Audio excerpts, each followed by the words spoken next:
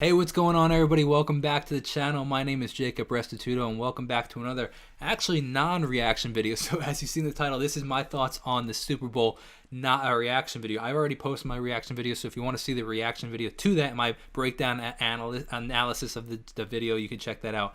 Today I got a lot of comments on the video, or a lot of comments on my reaction, but also I just heard a lot of people talking about it. And I kind of wanted to make a video where I kind of just gave my opinion on it, just my thoughts on it, and outside of a musical reaction, because I thought it was very interesting, all these things, and there were a lot of things that I forgot to put in my reaction, so I figured, you know what, let me make a little follow-up to it. So one of the things I want to talk about first is I think that it was a very, what I would call, tight performance. The guy, like, people don't realize how actually tight it really was, and what I mean by that is, like, the way he started his performance very at the top of, like, the stage, and then he comes down, and then he comes down even further, and then he goes into the window room, or whatever they call it, the mirror room, and all these different things. Like, that stuff is so unbelievably perfectly timed. It's actually pretty wild, and if you don't realize how well it's timed, it's the guy's, stressing trying to get there, because if he's late, it throws the whole performance off. So I thought that was actually really, really, really well done. There was a lot of moving pieces, and I was really impressed by that. There's been a lot of hate on the production, or not on the production, on the mixing, and I agree with that. I think that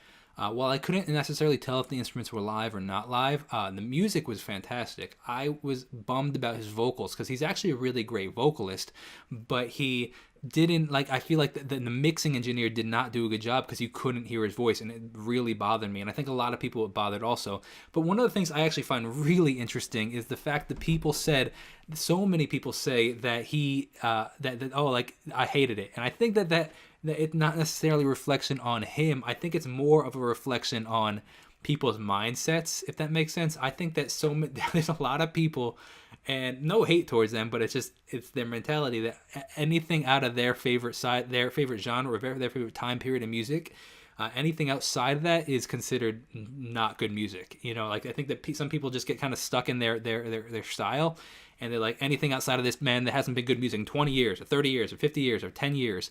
And it's like, I don't know, I find that very funny. Like, some people just stuck in their ways, and it's like, I don't know if you'll ever be able to really change that.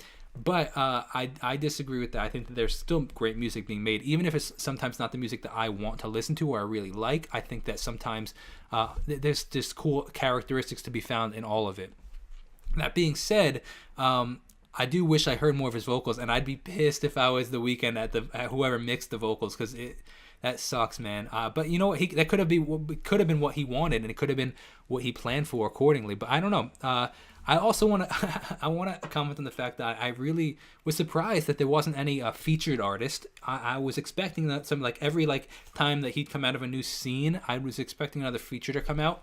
But there wasn't, which is kind of cool. I like that he owned it himself. I thought that he was a great performer. He really owned the stage, which is hard to do as a musician, because, like, this, how many people, 100 million people watch that performance, and then how many more people the next day, like, and the fact that you're probably going to be memed the next day, like, he owned that stage, and he looked like he was in his natural element, so I really commend him for that.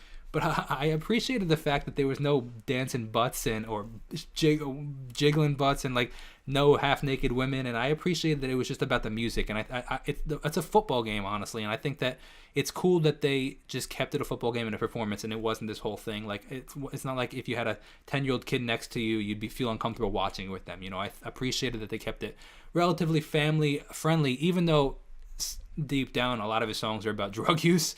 You wouldn't know that if you didn't know the context of his songs, that you just think it's good music. So I thought that was really cool.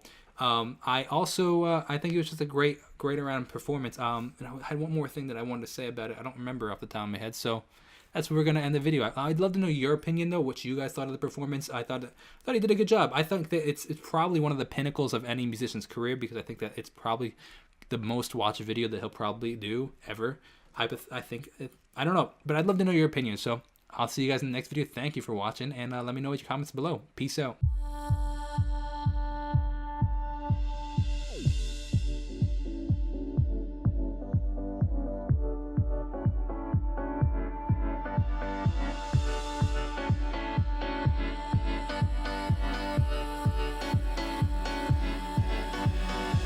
I said enough is enough, so now I'm giving you up,